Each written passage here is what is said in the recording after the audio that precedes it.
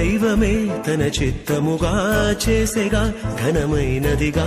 ముడిపడే దృఢమైనదిగా విడిపడే వీలు లేనిదిగా కలలకే సాకారముగా ఒకరికొకరు ఆధారముగా తల్లి స్థానంలో భార్యనుగా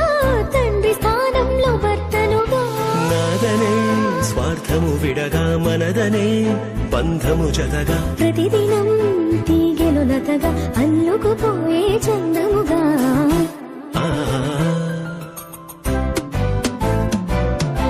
పెళ్ళంటే దేహములు వేరైనా